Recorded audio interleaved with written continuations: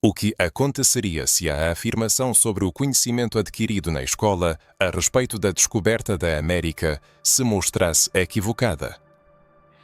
E se surgisse a oportunidade de provar que muito antes de Cristóvão Colombo, um governante africano de pele escura se aventurou no desconhecido e alcançou as costas das Américas? Não se trata de uma mera suposição. É uma verdade esquecida, oculta, que agora vem à tona para restaurar identidades e desafiar concepções estabelecidas. O leitor deve estar preparado, pois a informação que se seguirá tem o poder de abalar crenças arraigadas sobre a história mundial e o autoconhecimento. Imaginemos por um instante, um poderoso rei africano à frente de um império próspero em sua época decide abdicar do trono e liderar uma expedição transatlântica, não com o objetivo de conquista, mas movido pela sede de descobertas. Isso ocorreu muito antes de as caravelas espanholas singrarem os oceanos. Esse homem existiu, mas o mundo preferiu condenar seu nome ao esquecimento. Ele se chamava Mansa Abubakar Zigord, governante do antigo Império do Mali. Munido de poder, fé e uma visão que transcendia seu tempo, ele cruzou o Oceano Atlântico, guiando-se pelas estrelas e pelos ventos, com centenas de navios em busca de novas terras. Evidências históricas e descobertas arqueológicas indicam que ele chegou às Américas muito antes de Colombo. Mas por que essa história foi relegada ao esquecimento? Por que o mundo ocidental insiste em negar a presença africana nas Américas antes da colonização europeia? Porque isso não é mencionado nos livros de história? A resposta a essa pergunta é alarmante, e ao mesmo tempo reveladora. Ela ameaça toda a narrativa construída em torno da descoberta das Américas e questiona o apagamento da identidade africana da história mundial. Alguns afirmam que essa história tem ligação com a Bíblia. Textos antigos e indícios sugerem que esse rei ou seu povo poderiam ter sido mencionados nas escrituras sagradas sob nomes e em contextos que foram ignorados ou mal interpretados por séculos. A conexão entre esse governante africano e o povo de Israel, entre a fé africana e a judaica, pode revelar um elo espiritual e ancestral que muitos sequer suspeitavam. Nesta narrativa, mergulharemos em um dos maiores mistérios da história bíblica e africana, descobrindo registros proibidos, evidências apagadas e provas chocantes que revelam a verdade sobre quem realmente descobriu as Américas. Serão abordadas as evidências ocultas da presença africana nas Américas, o império africano mais desenvolvido da Idade Média, que a Europa tentou ignorar. As descobertas arqueológicas que a ciência tenta silenciar e, acima de tudo, o impacto dessa revelação na identidade, na fé e nas origens. O leitor está prestes a descobrir o que poucos ousam falar. Mas, antes de aprofundar no tema, é preciso estar preparado para questionar tudo o que se conhece sobre a história oficial. Antes de mergulhar nesse mistério esquecido da história, vale a pena refletir. Você já ouviu falar de um rei negro que possivelmente chegou à América antes de Colombo? Você acredita que segredos históricos estão sendo deliberadamente escondidos de nós? Nos anais da história, escondem-se figuras pouco conhecidas, mas significativas, cujos nomes foram injustamente relegados ao esquecimento. Um desses personagens é Mansa Abubakar II, um governante cujas ações e aspirações poderiam tê-lo colocado entre os maiores navegadores e visionários da antiguidade. No entanto, o seu nome é silenciado não por sua insignificância, mas talvez por sua excessiva importância. Mansa Abubakar Izadi foi o nono Mansa, ou seja, imperador do Império do Mali, um estado que no século XIV era um dos mais poderosos não apenas na África, mas em todo o mundo. Em uma época em que a Europa apenas iniciava seu caminho na ciência e na cultura, o Império do Mali já prosperava, impressionando com sua riqueza, herança cultural e sabedoria. A cidade de Timbuktu, um dos centros do Império, era famosa por suas bibliotecas, universidades e estudiosos, cujos conhecimentos em matemática, astronomia e espiritualidade ainda hoje despertam admiração em pesquisadores modernos. Os malineses não eram um povo primitivo, como por vezes tentam apresentar algumas fontes tendenciosas. Eles representavam uma civilização sábia e organizada, com profundas raízes espirituais e culturais. Nesse contexto, Mansa Abubakari Zewar se destacou como um governante capaz de pensar além das fronteiras geográficas e mentais convencionais. Enquanto outros monarcas se preocupavam apenas em expandir seus domínios, ele olhava para o horizonte. Evidências históricas indicam que ele se estava profundamente interessado na força e no mistério do mar. Ele ansiava por conhecer as vastas extensões do oceano e descobrir o que se escondia além delas. Esse anseio se tornou para ele uma espécie de vocação espiritual. Nisso podem-se ver paralelos com narrativas bíblicas. Nas Escrituras Sagradas, encontramos muitos exemplos de pessoas que embarcaram em jornadas impossíveis por um chamado divino. Abraão deixou suas terras natais e partiu para um lugar desconhecido. Moisés cruzou desertos para libertar seu povo. Jonas foi lançado ao mar para cumprir uma missão que não desejava aceitar. Jesus andou por cidades hostis, pregando uma doutrina que mudou o mundo. A Bíblia está repleta de histórias de pessoas que, ao ouvir uma voz interior, abandonaram tudo e partiram em busca de um propósito maior. Mansa Abubakari II seguiu esse exemplo. Ele realizou um feito que nenhum outro governante de sua época ousou. Ele abdicou do trono, renunciando ao poder, à riqueza e ao controle de um dos impérios mais prósperos da história, para liderar uma expedição ao desconhecido. Quem se atreveria a tal se não fosse impulsionado por algo mais do que ambição ou sede de glória? Quem trocaria o conforto do trono pela incerteza das vastas extensões oceânicas? Estudiosos árabes como Al-Umari deixaram registros documentais dessa história, ouvidos do próprio Mansa Musa, sucessor de Abubakari II e um dos homens mais ricos da história. Musa narrava que seu predecessor enviou uma primeira frota de 200 navios, mas apenas um retornou. O capitão dessa embarcação relatou que os demais navios foram engolidos pelo mar. No entanto, Abubakari não se satisfez com essa explicação. Ele organizou uma nova expedição composta por mais de 2.000 navios e partiu com ela. Desde então, nada mais se ouviu falar dele. E ele não retornou. Nesse ponto reside o momento mais emocionante. E se o monarca africano realmente tivesse chegado às Américas muito antes de Colombo e de outros navegadores europeus? E se, além de ter cruzado o oceano com sucesso, ele tivesse estabelecido contato com civilizações pré-colombianas, deixando para trás artefatos, vestígios linguísticos e talvez até mesmo um legado genético? Existem evidências que sugerem um cenário semelhante e a elas nos voltaremos em breve.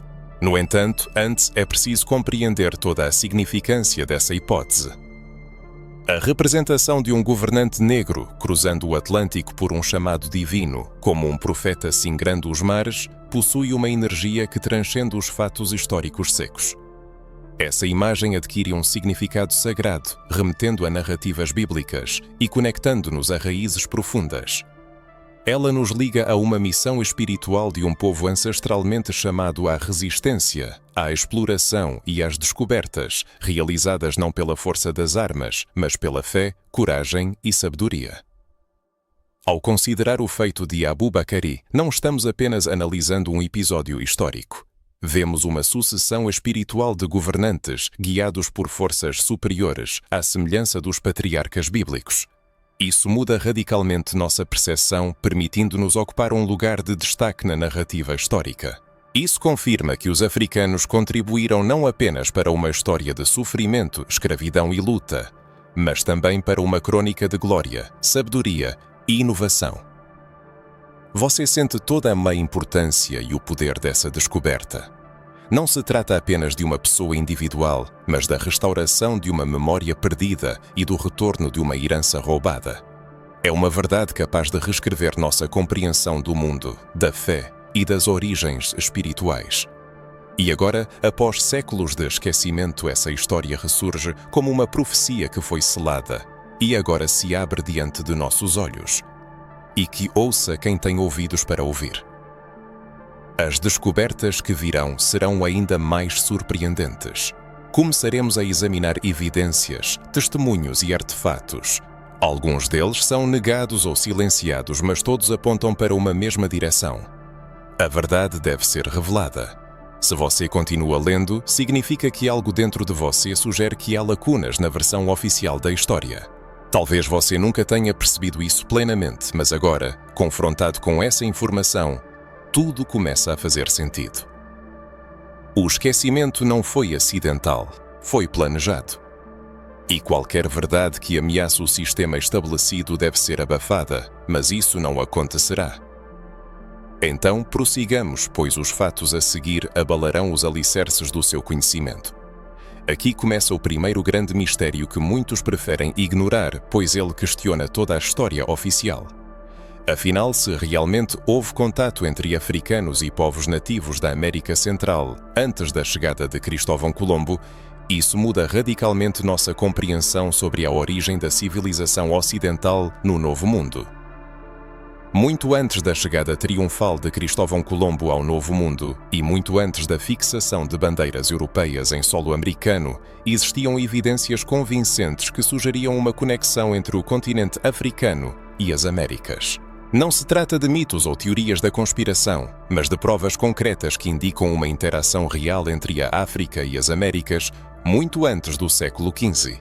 Achados arqueológicos, tradições orais, obras de arte e marcadores genéticos. Tudo isso aponta para a presença de africanos em terras americanas bem antes do surgimento das caravelas espanholas. Uma das ilustrações mais impressionantes é o enigma das cabeças colossais criadas pela civilização Olmeca, no território do atual México. Essas monumentais esculturas, que atingem 3 metros de altura, retratam rostos com traços africanos marcantes, narizes largos, lábios grossos. Essas características não correspondem aos povos nativos da região, mas se assemelham à fisionomia dos povos da África Ocidental, especialmente do Império do Mali. Essas estátuas de pedra não apenas questionam a cronologia tradicional, mas também testemunham uma verdade histórica que muitos se esforçam para silenciar. Nas tradições orais dos povos indígenas da América Central, encontram-se menções a visitantes do leste, que chegaram do outro lado do mar. Eram pessoas de pele escura, que vieram em grandes navios trazendo consigo ouro, conhecimento e símbolos espirituais. Esses relatos foram considerados mitos por muito tempo, mas à luz da história de Mansa Abubakar e Bagoun, eles adquirem um novo sentido. Poderiam esses navegadores ter sido exploradores africanos enviados pelo imperador malinês? No entanto, onde estão as evidências materiais desses contatos? Aqui nos deparamos com outro problema. A arqueologia tradicional, suscetível a preconceitos eurocêntricos, frequentemente ignorou ou distorceu achados que não se encaixavam na imagem histórica aceita. Mas alguns fatos são impossíveis de esconder. A Igasasi, em escavações na América do Sul e Central, foram descobertos objetos de origem africana, estatuetas, instrumentos musicais e até sementes de plantas que não eram nativas das Américas, mas amplamente difundidas na África Ocidental. Não são achados aleatórios, mas um padrão emergente, um fio que, ao ser puxado, pode revelar uma história mais ampla e antiga. Um argumento adicional são as evidências de navios africanos com avançadas capacidades de navegação, existentes muito antes do desenvolvimento da construção naval europeia. Estudiosos árabes da época descreviam embarcações capazes de transportar centenas de pessoas e toneladas de carga. Seriam esses navios destinados apenas à navegação fluvial? Por que a ideia de que africanos visitaram a América antes de Colombo causa tanta controvérsia? Ela destrói o mito da superioridade tecnológica europeia. Ela apresenta os africanos não como escravos, mas como exploradores, navegadores e pioneiros. Essa mudança na narrativa histórica causa alarme, pois devolve ao povo africano sua dignidade histórica, espiritual e cultural. Ela confirma o que muitos sentem intuitivamente, mas não conseguem explicar: a sensação de que suas origens escondem algo mais. No entanto, algo muito mais significativo se oculta. De fato, muitos pesquisadores independentes afirmam que a simbologia das culturas mesoamericanas apresenta uma semelhança surpreendente com elementos das tradições espirituais da África. Trata-se de figuras que lembram divindades africanas, padrões geométricos que ecoam ornamentos têxteis e cerâmicos da região africana do Sahel e até mesmo instrumentos de percussão quase idênticos aos utilizados em rituais do povo Mandinga. Seria isso uma coincidência ou estamos diante de uma evidência de um legado espiritual e cultural que cruzou o Atlântico muito antes da chegada dos colonizadores europeus? Além disso, existem dados sobre possíveis rotas de navegação baseadas nas correntes naturais do Oceano Atlântico, que partem das costas ocidentais da África e chegam à América do Sul e Central. Essas rotas, conhecidas por cientistas modernos, poderiam ter sido utilizadas por navegadores experientes que se orientavam pelo céu, pelos ventos e pelas estrelas. De acordo com fontes antigas, o Império do Mali possuía esses conhecimentos. Os navegadores africanos eram verdadeiros mestres das observações astronómicas, intimamente ligadas a conhecimentos espirituais e ancestrais. A leitura dos sinais celestes sempre foi considerada uma forma de comunicação com o divino. Mansa Abu Bakari II buscava apenas a exploração de novas terras. Ou estaria ele cumprindo uma missão espiritual, seguindo sinais inacessíveis a outros? Se os textos bíblicos estão repletos de exemplos de pessoas que obedeceram a visões e revelações, por que não supor que esse rei, criado em uma cultura de profunda reverência aos símbolos espirituais, foi guiado por um chamado semelhante, uma ordem divina, uma missão ancestral? Provavelmente agora fica claro porque essa história foi silenciada por tanto tempo. Não apenas porque contradiz a versão europeia da história mundial, mas também porque coloca os africanos em uma posição de líderes espirituais e históricos, o que mina a narrativa criada pelos colonizadores. Não é por acaso que muitas evidências foram apagadas, reinterpretadas ou simplesmente ignoradas, mas nossa tarefa é trazê-las à luz. Ainda há muitas descobertas pela frente. O próximo enigma remonta a séculos. Talvez explique por que até a Bíblia pode conter chaves para essa jornada esquecida. Agora que ficou claro como a história oficial procurou apagar as evidências da presença africana nas Américas antes de Colombo, é hora de aprofundar no aspecto espiritual dessa história, em uma conexão antiga e esquecida que une a história do rei africano às tradições sagradas. Trata-se de uma ponte que conecta o Império do Mali aos textos da própria Bíblia. E se tivermos discernimento suficiente, poderemos ver que algo muito maior se revela aqui. Um código ancestral que sempre esteve diante de nossos olhos. Vale a pena refletir. Com que frequência nas Escrituras Sagradas encontramos relatos de povos sendo transferidos de uma terra para outra por designação divina? Com que frequência são mencionadas movimentações, diásporas, migrações prescritas pelo próprio Altíssimo? E se a jornada de Abu Bakr II não fosse apenas geográfica, mas profética? E se esse rei africano estivesse repetindo um ciclo que se desenrolava desde os tempos antigos, quando um povo deixa o Egito, cruza o mar e parte para habitar terras distantes? Isso não soa familiar? Ao refletir sobre os destinos dos povos e as páginas ocultas da história, não podemos deixar de considerar as profundas interconexões entre culturas e continentes. Nas Escrituras Sagradas do Deuteronômio, no capítulo 28, encontram-se palavras proféticas sobre as consequências da desobediência do povo escolhido. E o Senhor te espalhará entre todos os povos, de uma extremidade da terra à outra. Essa profecia que atravessou os séculos, hoje nos força a olhar a história sob um novo ângulo. Poderia essa dispersão ter alcançado também o continente americano? Seria possível que os descendentes do povo de Israel tivessem cruzado os oceanos muito antes de os navegadores europeus partirem em suas famosas expedições? Não estaria uma parte do DNA prometido oculta nos cantos mais inesperados do nosso planeta? A história guarda, embora ocultas, evidências de povos indígenas das Américas cujas tradições se assemelham surpreendentemente aos costumes judaicos. Festas da colheita, celebradas em fases específicas da lua, rituais de purificação, tradições de partilha de alimentos e a veneração de um único Deus Criador, com um nome impronunciável. Tudo isso sugere uma profunda conexão entre essas culturas. Em algumas línguas locais podem-se encontrar palavras que ressoam com termos hebraicos antigos, o que é difícil de explicar por mera coincidência. E novamente, nossa atenção é atraída pela figura de Mansa Abu Bakr II, O governante africano que, segundo as tradições, era um homem espiritual movido por um propósito superior. Se esse homem abandonou tudo para viajar pelo grande mar, como o Mediterrâneo e o Atlântico eram chamados na antiguidade, não estaria ele seguindo um chamado profético, à semelhança dos patriarcas bíblicos? Teria ele conhecimento da existência de uma terra além-mar, habitada por irmãos de sangue, um povo que compartilhava uma origem comum, uma dor comum e uma promessa oculta? Nas Sagradas Escrituras, o mar frequentemente se apresenta como um símbolo de um obstáculo a ser superado. Quando Moisés abre as águas do Mar Vermelho, ele não apenas conduz seu povo fisicamente à liberdade, mas também rompe grilhões espirituais.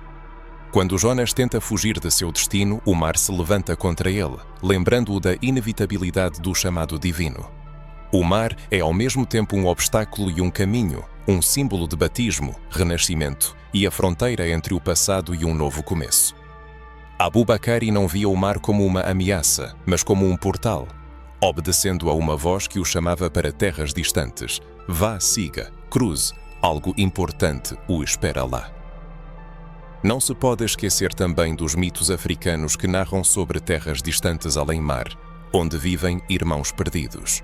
Esses mitos, transmitidos oralmente e preservados até os dias de hoje em algumas regiões do Mali, Guiné e Senegal, contam sobre um lugar de onde os ancestrais partiram e nunca mais retornaram, sobre uma terra de abundância e provações que alguns chamam de terra oculta e outros de terra do segundo filho. As profecias bíblicas, por sua vez, contêm promessas eternas sobre o retorno do povo da terra além dos rios da Etiópia. Essas palavras se tornaram o ponto de partida para pesquisadores que sugerem que os caminhos da dispersão do povo de Israel poderiam ter passado por regiões como o Sahel africano. Não é surpreendente como todos esses fios se entrelaçam. A Bíblia fala de dispersão, os mitos africanos, de uma jornada, os achados arqueológicos, de contatos antigos entre africanos e americanos. E no centro de tudo isso está um rei que renunciou à sua coroa para cumprir uma missão elevada. Nos textos antigos dos Salmos e dos livros proféticos podem-se encontrar indícios de ilhas distantes, destinadas a receber a luz da fé. O profeta Isaías fala daqueles que no Ocidente ouvirão a voz do Senhor, e Zacarias prediz que terras distantes se curvarão diante do rei. Essas profecias foram tradicionalmente consideradas sob a ótica da atividade missionária moderna, mas e se elas apontassem para uma realidade mais profunda e antiga? E se tratasse de um povo, há muito tempo conectado ao Criador, que existia em solo americano muito antes da colonização europeia? Imagine que os povos indígenas das Américas não apenas acolheram os navegadores africanos, mas os viram como irmãos e irmãs, pessoas espiritualmente próximas, separadas pelo tempo e pelo oceano, mas unidas por uma fé comum. Isso poderia explicar por que as antigas tradições relatam tão calorosamente a recepção de estrangeiros de pele escura. Também poderia lançar luz sobre paralelos culturais, símbolos e rituais compartilhados que lembram as tradições do Antigo Testamento. No entanto, essa conexão foi intencionalmente suprimida e esquecida. Reconhecê-la significaria admitir que o povo africano não é apenas um povo, mas um povo com uma missão profética especial, espalhado pelo mundo como semente à espera de sua hora de despertar. E talvez essa hora tenha chegado agora. Mas por que essa história foi apagada da memória? Por que a narrativa de um rei africano que cruzou o oceano muito antes de Colombo não encontrou lugar em livros escolares, palestras históricas, sermões de igreja ou documentários? Porque a Bíblia, que tão frequentemente temos em mãos, foi usada não para iluminar esse passado, mas sim para ocultar verdades fundamentais sobre nossa origem e sobre o que o Criador espera de seu povo. Aqui chegamos à parte delicada e proibida da verdade, àquilo que foi intencionalmente silenciado e escondido. Trata-se do que foi arrancado da memória coletiva dos povos negros, e isso não é uma coincidência. Existe um projeto histórico, político e espiritual que visa apagar todas as manifestações da influência africana, especialmente na esfera da espiritualidade, da sabedoria ancestral e das revelações bíblicas. Esse apagamento ocorreu ao longo dos séculos e foi intencionalmente fortalecido. A história foi escrita pelos vencedores, Aqueles que controlavam impérios, construíam universidades e imprimiam livros.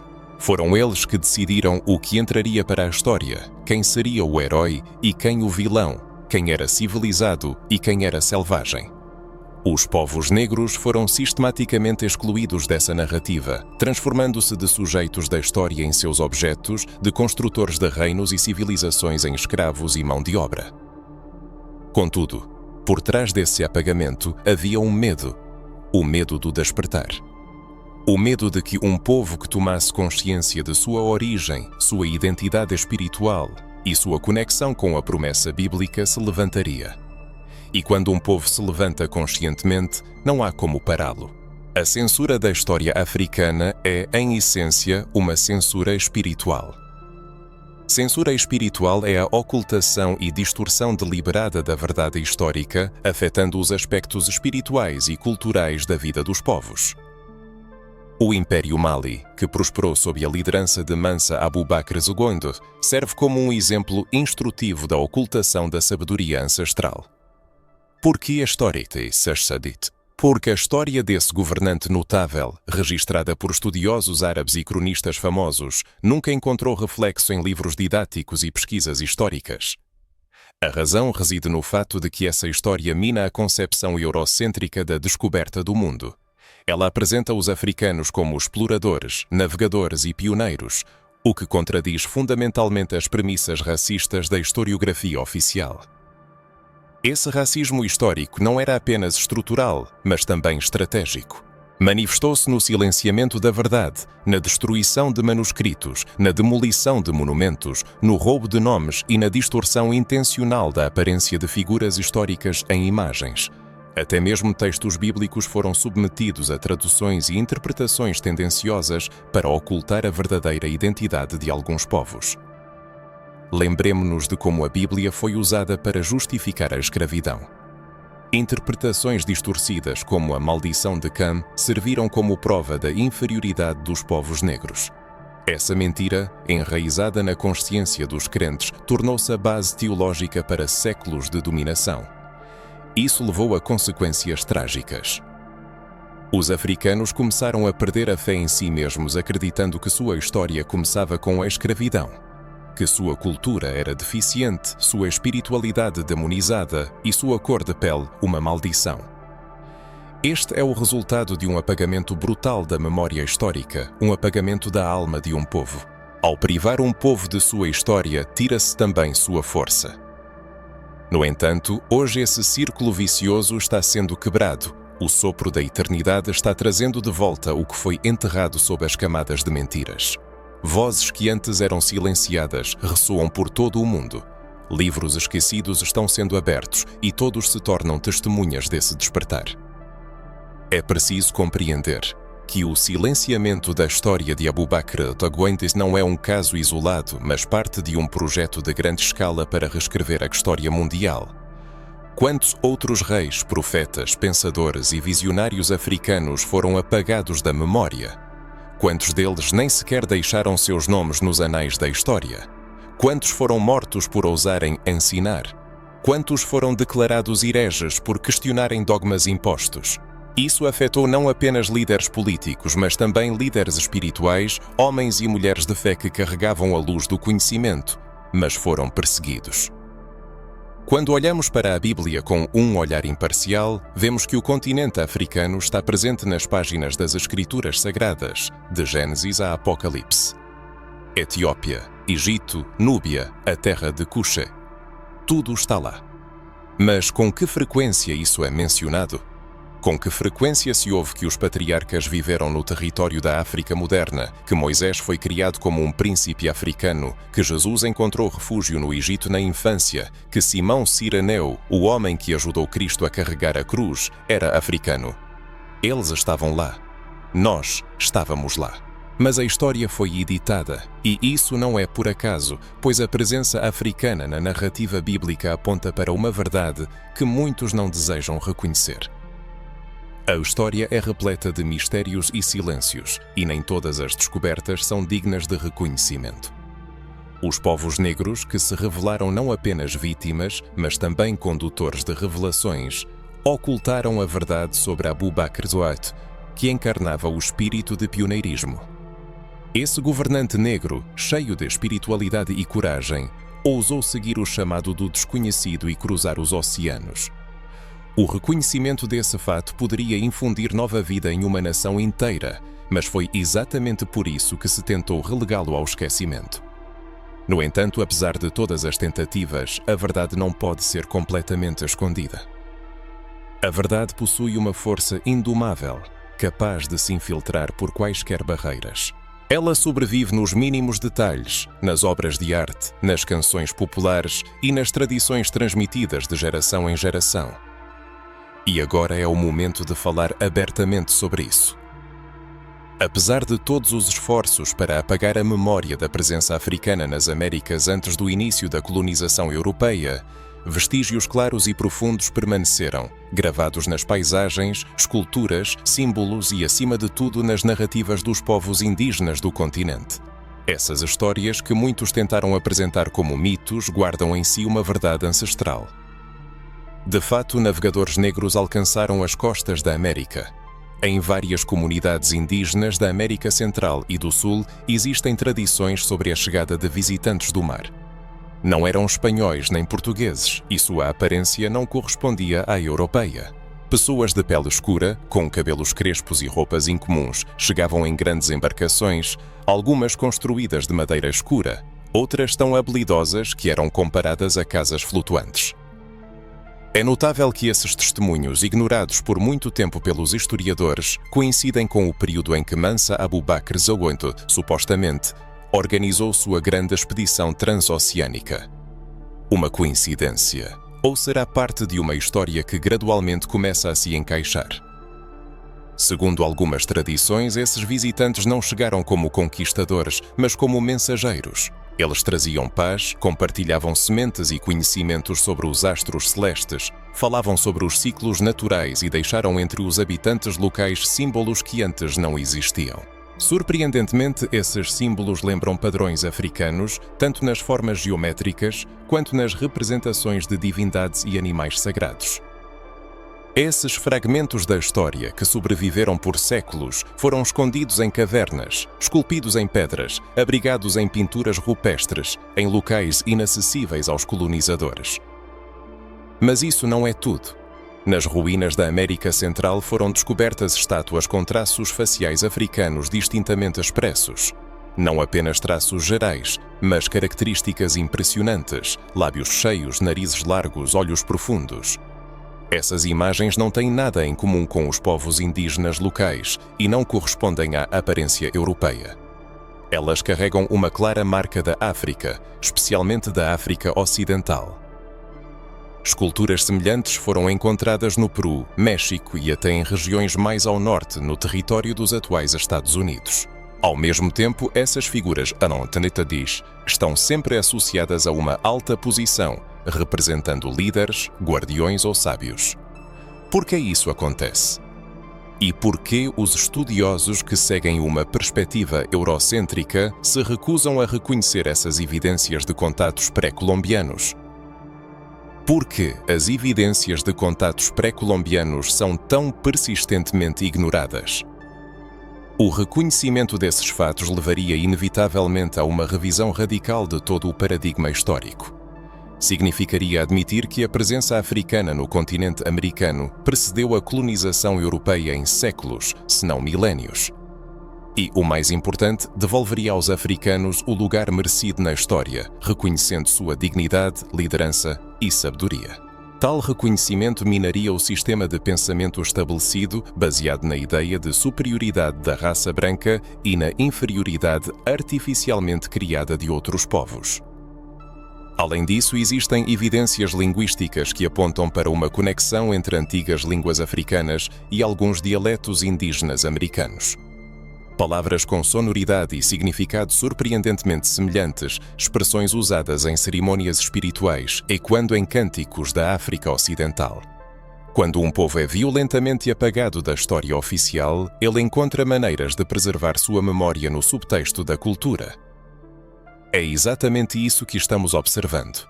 Uma história viva, pulsante, inextinguível, gravada em imagens visuais, tradições orais, esculturas de pedra e símbolos, deixados como orientadores espirituais, aguardando sua hora. Pense nisto. Se até os povos indígenas que viveram a trágica experiência da colonização guardam com reverência a memória dos navegadores negros que cruzaram o oceano, por que a nossa geração permanece em silêncio? Porque continuamos a repetir a versão colonial da história, afirmando que tudo começou com Colombo e que a presença africana só surgiu depois, nos porões dos navios negreiros. Porque não honramos aqueles que vieram antes, não como escravos, mas como corajosos navegadores, líderes sábios e profetas, com uma missão espiritual.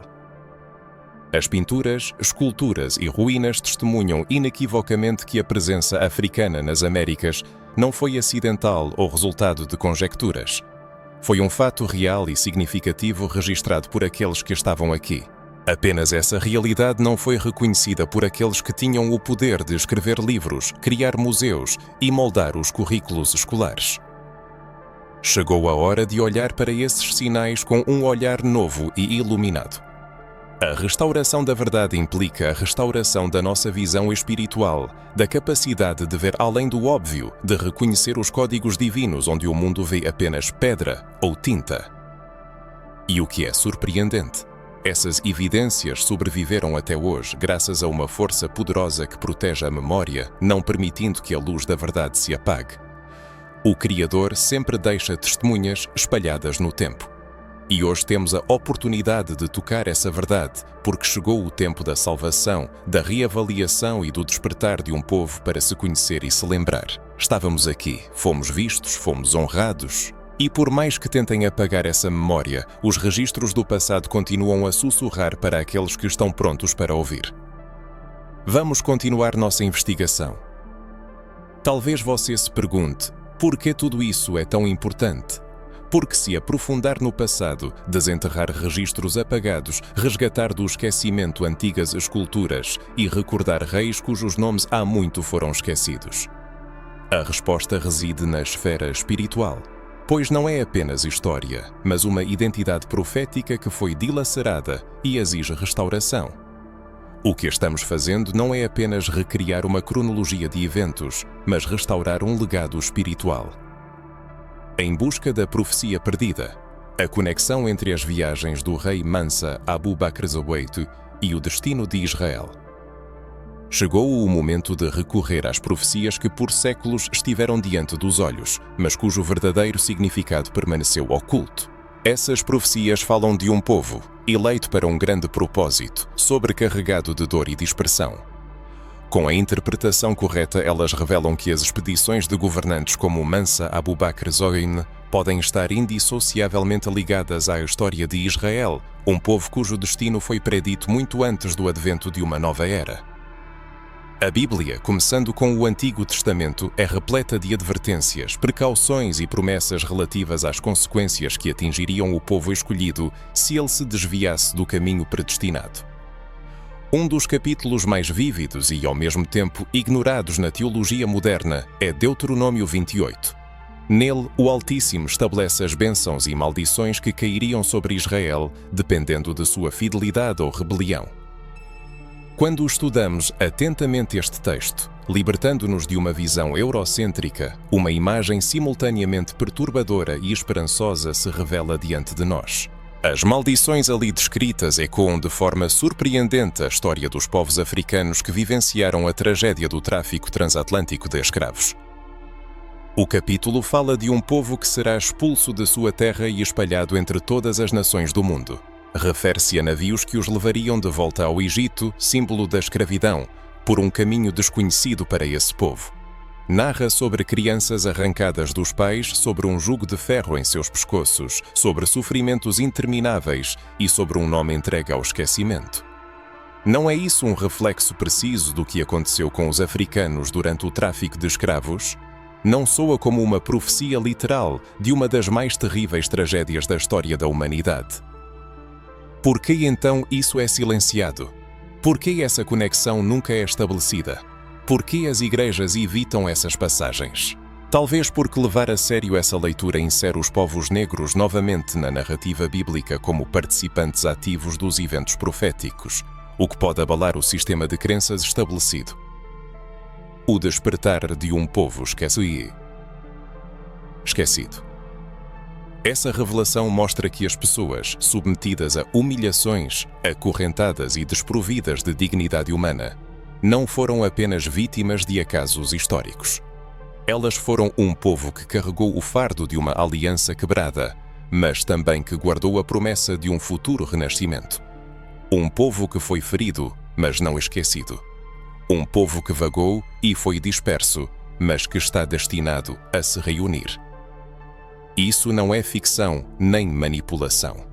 Deuteronômio 28:64 diz: E o Senhor te espalhará entre todos os povos, de uma extremidade da terra à outra, e ali servirás a outros deuses que nem tu nem teus pais conheceram. Quantos africanos foram arrancados de suas terras natais e forçados a aceitar religiões estranhas? Quantos foram batizados à força, renunciaram às suas crenças, línguas e nomes? Tudo isso se reflete no texto sagrado. O versículo 68 complementa essa imagem.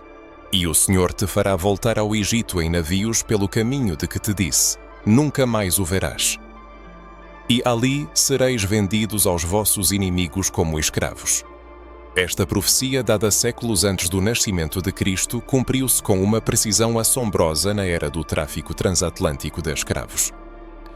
Portanto, a pergunta que devemos nos fazer é: quem são essas pessoas e por que se fala tão pouco sobre isso? Atualmente, mais e mais pessoas estão começando a perceber uma verdade importante.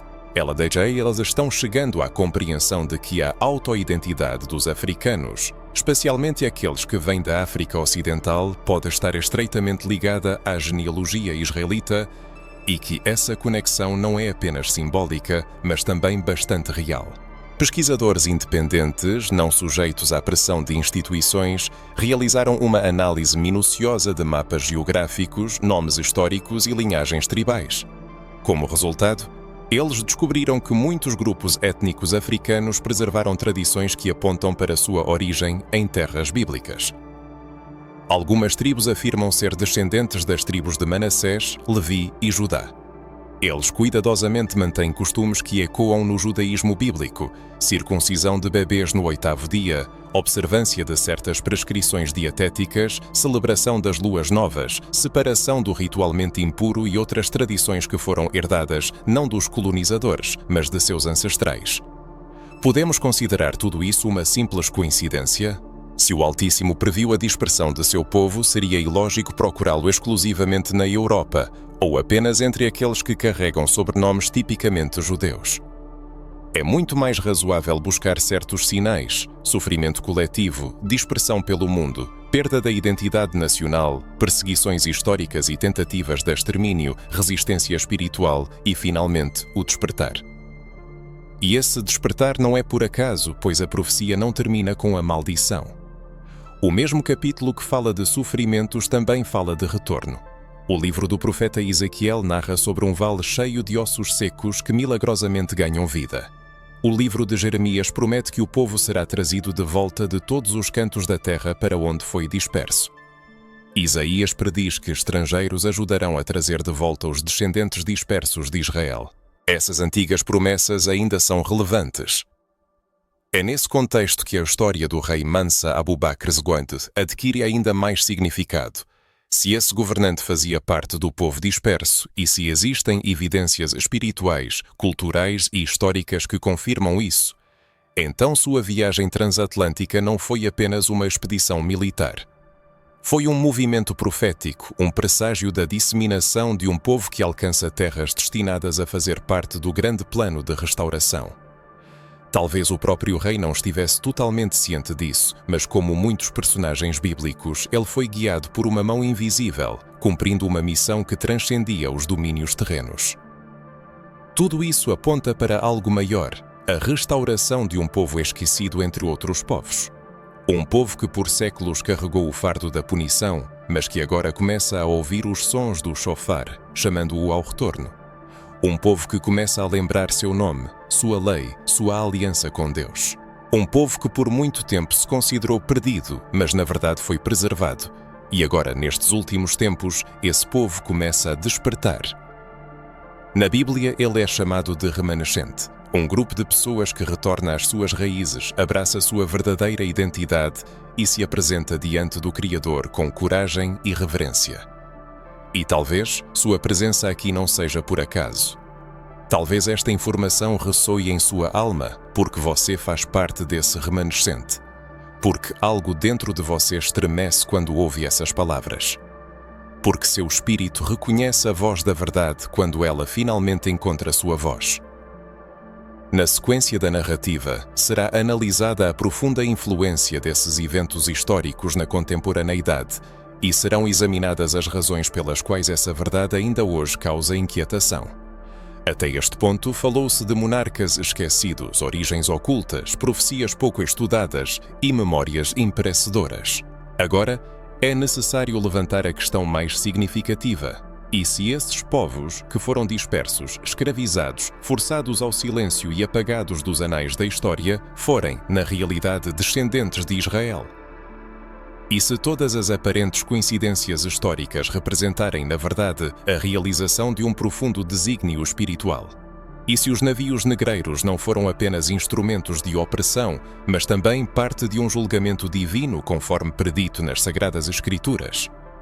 E se as pessoas que erguem suas vozes nas periferias, favelas, guetos e diásporas, pessoas de pele escura, espírito inquebrantável e fé inextinguível, forem exatamente aquelas mencionadas na Bíblia, nos livros de Gênesis, Êxodo, Deuteronômio e Apocalipse? Uma descoberta como essa muda radicalmente a perspectiva, pois essa questão transcende a polêmica histórica, tornando-se uma chave espiritual. Se for confirmado que esses povos carregam a herança genética de Israel, então todas as promessas bíblicas mantêm sua validade. As bênçãos, os deveres, os mandamentos e a aliança. Isso também significa que o sofrimento de africanos e afro-americanos não foi apenas uma tragédia humana, mas parte de um processo profético. Isso de modo algum justifica a dor, mas permite compreender seu significado. Não engrandece o sofrimento, mas revela seu propósito. E, acima de tudo, ressignifica a auto-identificação de milhões de pessoas que foram ensinadas a se considerar párias, amaldiçoadas e as últimas. Se este povo é Israel, então ele não está no fim da fila. Ele é o remanescente, aqueles a quem o Altíssimo jurou restaurar. São os filhos pródigos retornando à casa paterna. Aqueles que foram levados para longe agora ouvem a voz do Pai chamando: voltem, eu nunca me esqueci de vocês. Este chamado não vem de templos e púlpitos luxuosos, erguidos pelo sistema, mas da própria profundidade da dor. Ecoa em prisões, becos e nos confins, onde a religião institucionalizada nunca conseguiu penetrar. Ele encontra ressonância nos corações daqueles que, mesmo sem o saber, sempre sentiram pertencer a algo maior. Talvez você também esteja entre essas pessoas. Talvez nunca tenham-lhe falado sobre isso, mas ao ler a Bíblia, algo dentro de você ressoa. Você não entende como isso acontece, mas se vê ali. Você sente a dor do seu povo no Egito, reconhece os gritos do seu sangue nas lamentações de Jeremias. Você se emociona com a travessia do mar porque sente que também passou por isso, não literalmente, mas espiritualmente. Você lê sobre a dispersão e vê seus antepassados. Você ouve sobre as promessas de restauração e sente que são dirigidas a você, mesmo que nunca tenham permitido que acreditasse nisso. E agora lhe dizem: você pode acreditar, porque essa história realmente pode ser a sua. Para muitos, até hoje é difícil aceitar essa ideia, pois foram ensinados a ver a Bíblia como um conjunto de dogmas religiosos, e não como um registro de identidade, uma genealogia e uma aliança com um povo específico e visível. No entanto, a Bíblia é, antes de tudo, um livro sobre pessoas, sobre uma família, sobre uma nação. E quando o contexto africano foi retirado da narrativa, quando os personagens foram retratados com feições europeias, quando tudo foi reduzido a uma espiritualidade abstrata, as pessoas negras foram privadas da oportunidade de se verem como parte do desígnio divino. Mas a era da cegueira espiritual está chegando ao fim. O vento da verdade ganha força e os ossos secos começam a receber carne. No horizonte surge uma geração que busca se reconectar com suas raízes. Esta geração não se contentará mais com o papel de meros frequentadores da igreja. Ela anseia por compreender seu lugar na história divina. Ela se recusa a ser uma espectadora da promessa, buscando tornar-se sua continuação viva. Pois, se a verdade inabalável afirma que o Altíssimo fez uma aliança com um povo, então esse povo existe até hoje. Não é uma comunidade misteriosa, escondida em algum lugar secreto. É um povo disperso pelas Américas, África, ilhas e todos os cantos do globo. Um povo que conheceu a escravidão, o escárnio e a rejeição, mas que agora ouve o chamado: Eu te chamei pelo nome, tu és meu. E isso muda radicalmente a visão do mundo. Se as pessoas negras são Israel, então a Bíblia deixa de ser um livro distante e estranho. Ela se torna uma certidão de nascimento, um documento que comprova sua origem. É uma aliança pela qual seus ancestrais pagaram com sangue para preservar sua força vital. Cada chicotada, cada fardo suportado no navio negreiro, cada proibição da língua materna, cada supressão dos ritmos dos tambores, tudo isso foi uma manifestação de resistência profética. Mesmo sem poder ler, mesmo sem ter uma compreensão completa, os ancestrais das pessoas negras preservaram intuitivamente os valores bíblicos. Eles honravam o sábado, observavam as leis dietéticas sem conhecer o livro de Levítico, rejeitavam ídolos sem ter conhecimento do Êxodo. Na sua essência, a Torá pulsava em seu sangue. E isso explica muita coisa. Isso lança luz sobre a fé inabalável que as pessoas negras mantiveram contra tudo e todos. Isso explica porque, mesmo sendo rejeitadas, elas continuam a crer. Porque, mesmo estando sob opressão, elas ainda louvam. Porque isso não é apenas religião, é memória espiritual, é herança, é uma aliança transmitida de geração em geração.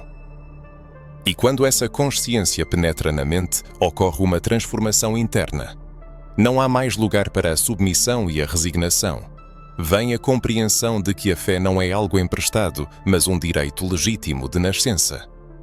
Revela-se a verdade de que o livro que muitos usaram para oprimir, na verdade conta a história da própria família. É por isso que este despertar espiritual causa tanta inquietação em certos círculos. Ele devolve às pessoas negras a dignidade, a consciência de sua missão e de seu lugar no eterno desígnio de Deus. Permite-lhes despir-se do papel de vítima e assumir o de herdeiro. E isso tira o controle daqueles que por séculos usaram a religião como instrumento de dominação. Pois quando um povo toma consciência de sua identidade, ele se torna imparável. E é exatamente isso que está acontecendo agora. Um despertar, uma recordação, um retorno às suas origens. Retornando ao tema, é importante considerar tudo o que foi dito acima significa para o futuro. Afinal, a restauração de uma identidade perdida inevitavelmente acarreta a descoberta de um novo destino. Chegou o momento em que não se pode mais fechar os olhos para o óbvio.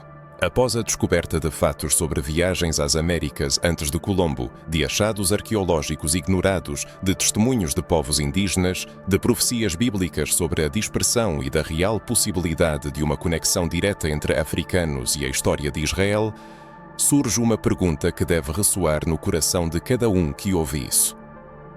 Qual é o nosso lugar na história? Afinal, a história que nos foi apresentada difere radicalmente daquela que está gravada nas pedras, nos ossos, nas sagradas escrituras e na memória espiritual do nosso povo. Existe uma lacuna intencional, um silêncio deliberado, um buraco negro que tentaram preencher com mentiras, para que nunca nos atrevêssemos a perguntar: de onde viemos? E por que isso foi feito?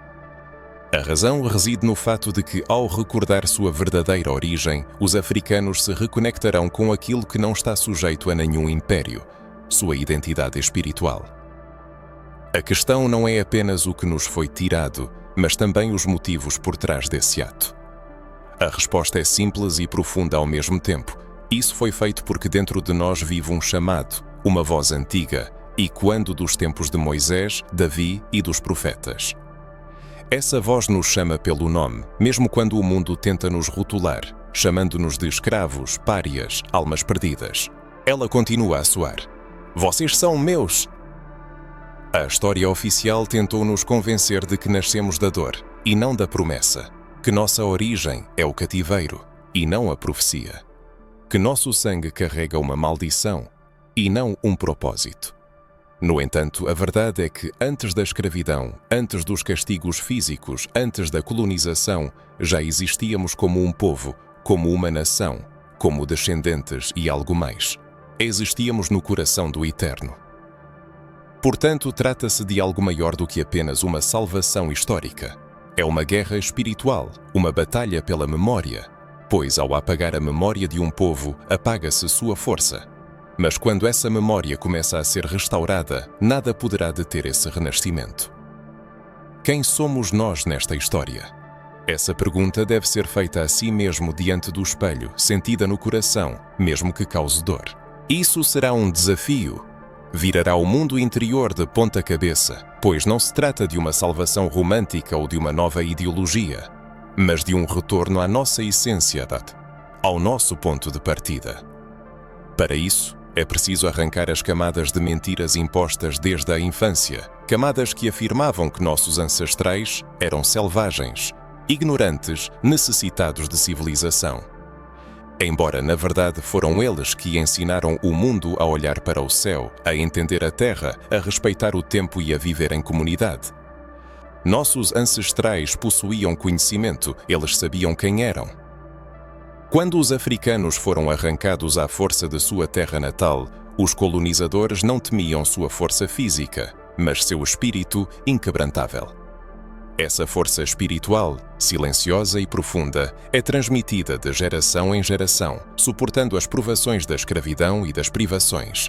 Ela sobrevive porque está enraizada não no corpo, mas no próprio espírito do povo, em sua herança e na consciência de um propósito que não pode ser apagado, apenas temporariamente ocultado.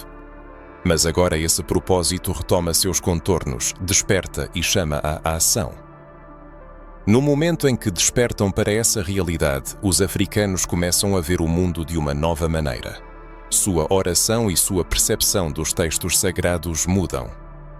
A Bíblia se revela a eles de outra perspectiva, não como um instrumento de opressão, mas como um chamado à libertação. A lei deixa de ser um fardo, tornando-se um símbolo de identidade, e os mandamentos, não apenas um conjunto de regras, mas um mapa que conduz ao lar espiritual de onde foram um dia exilados.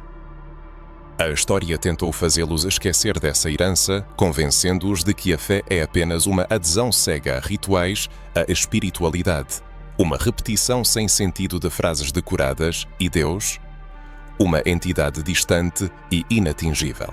No entanto, um estudo atento das Escrituras Sagradas mostra que o Criador constantemente chama seu povo, um povo que ele criou, amou, educou e nunca abandonou. Um povo disperso por todo o mundo, mas a quem ele prometeu a reunificação. E se esse povo for você? E se essa história for a sua? Então a fé deixa de ser apenas fé. Ela se torna memória ancestral, reconexão com as raízes, consciência de responsabilidade. Não basta apenas saber, é preciso viver de acordo com esse conhecimento, educar os filhos no espírito das tradições, observar os mandamentos, respeitar os mais velhos, proteger a própria cultura e buscar a santidade. Isso não tem nada a ver com religião imposta. É um chamado gravado no DNA espiritual. Ao ter acesso a essa memória, chega à compreensão de que eles não são vítimas da história, mas parte de uma narrativa sagrada. Sim, eles foram forçados a esquecer, seus nomes foram apagados, sua fé distorcida, seus profetas repintados, seus cabelos cortados, seus tambores silenciados, sua língua roubada. Mas não conseguiram destruir o espírito, silenciar a voz que clama do deserto, a voz que outrora disse a Moisés: Eu ouvi o clamor do meu povo. Essa mesma voz hoje clama: lembre-se de quem você é. Lembre-se de sua vocação. Lembre-se de sua aliança. É por isso que eles estão aqui. A memória é uma arma contra o sistema que tenta enterrá-los. É um ato de justiça espiritual, um ato de fé. E cada vez que alguém desperta para essa memória, os céus se movem, porque o Criador se lembra dos seus e espera o momento para a restauração. Esse momento chegou. É por isso que esta mensagem ressoa, porque você faz parte de uma geração que se lembrará, se levantará e retornará.